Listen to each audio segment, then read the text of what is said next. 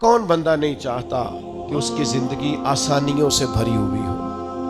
کون نہیں چاہتا کہ اسے تکلیفیں نہ آئیں، آزمائشیں نہ آئیں؟ وہ رستے پہ چلے تو پاؤں میں کانٹا نہ چبھے، وہ سفر کرے تو کسی جگہ بھی اسے کوئی حادثہ پیش نہ آئے۔ سب چاہتے ہیں کہ میں آسان زندگی گزاروں، مشکلات سے نکل جاؤں۔ اس کے لیے لوگ مال کماتے ہیں، اس کے لیے بہترین گاڑیوں کا بندوبست کرتے ہیں، سفر کے آسان اور اچھے اور خوبصورت طریقے اختیار کرتے ہیں، اس کے لیے طرح طرح کے ہیلے اور بہانے تلاش کرتے ہیں زندگی آسان ہو جائے۔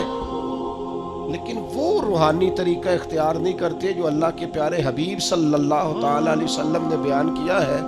میرے نبی پاک صلی اللہ تعالی علیہ وسلم نے فرمایا، رحم کرنے والوں پر رحمان رحم فرماتا ہے۔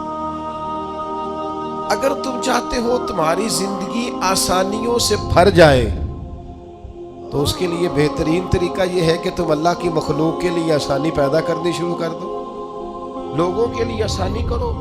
جو زمین والوں پہ رحم کرتا ہے رب اس پر رحم فرماتا ہے۔ تم اللہ کی مخلوق کے لیے آسانی کرو۔ ٹیبل پہ بیٹھا ہوا آدمی، کرسی پہ بیٹھا ہوا آدمی، قوم کی کوئی بھی ذمہ داری جس کے ذمے ہے، کوئی بھی وہ کام کرتا ہے، وہ لوگوں کے لیے آسانی کرنی شروع کر دے، رب اس کی زندگی کو آسانیوں سے بھرپور فرما دے گا۔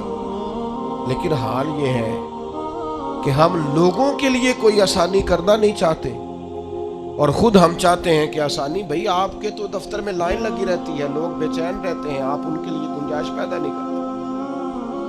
آپ نے تو دھوپ میں گرمی میں لوگوں کو کھڑا رکھا اور آپ خود اٹھ کے چلے گئے چائے پینے کے لیے، خود چلے گئے آپ دوپہر کا کھانا کھانے کے لیے، اور آپ کئی گھنٹوں کے بعد لوٹے۔ آپ لوگوں کو تکلیف میں مبتلا کر رہے ہیں اور اپنی زندگیوں میں آپ آسانیاں تلاش کر رہے ہیں۔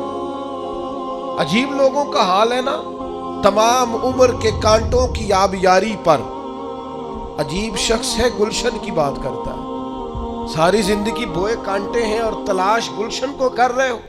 تو روحانی قانون یہ ہے، زندگی میں آسانی ڈھونڈنے کے لیے بہترین طریقہ یہ ہے کہ انسان اس روحانی قانون سے فائدہ اٹھائے۔